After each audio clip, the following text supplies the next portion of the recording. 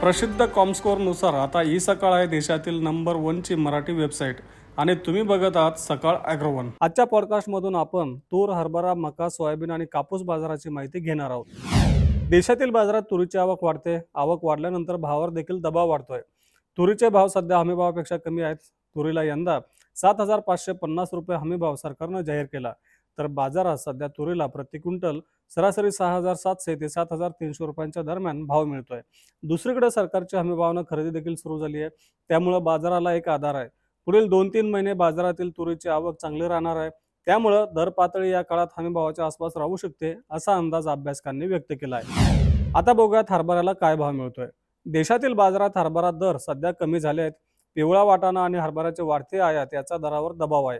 शिवाय देशातील बाजारात नवा हरभरा येतोय, आवकेचा दबाव हळूहळू वाढताना दिसतोय, त्यामुळे दर पातळी हमीभावाच्या खाली आली आहे।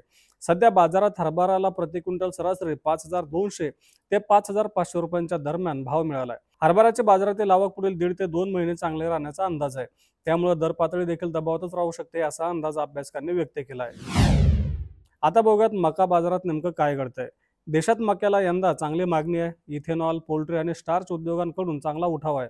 मात्र दुसरीकडे बाजारातील आवकही स्थिर आहे। देशात मक्याचा स्टॉकही चांगला आहे। रब्बीतील मक्याची लागवडही चांगली आहे।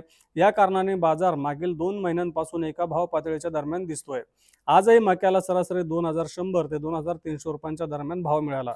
मक्याच्या भावात पुढील 2-3 आठवडे काहीसे चढ उतार राहू शकतात, असा अंदाज मका बाजारातील अभ्यासकांनी व्यक्त केला आहे। आता बघूया सोयाबीनला काय भाव मिळतोय।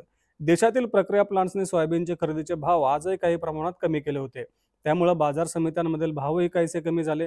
आज प्रक्रिया प्लांट्सने सोयाबीन खरेदीचे भाव 4,250 ते 4,300 रुपयांच्या दरम्यान सरासरी काढले होते, तर बाजार समित्यांमध्ये सोयाबीनचा सरासरी भावही 3,700 ते 4,000 रुपयांच्या दरम्यान होता।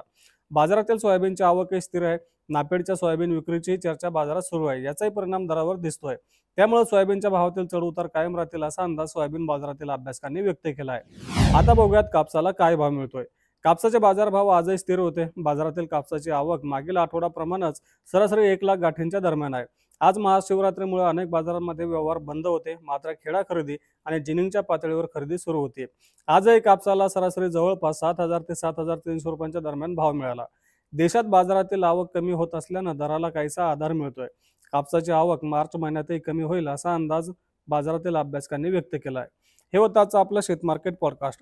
शेतमार्केट पॉडकास्टमधून आपण रोज सायंकाळी 5 वाजता आपल्या महत्त्वाच्या 5 शेतीमाल बाजारातील घडामोडींचा आढावा घेत असतो।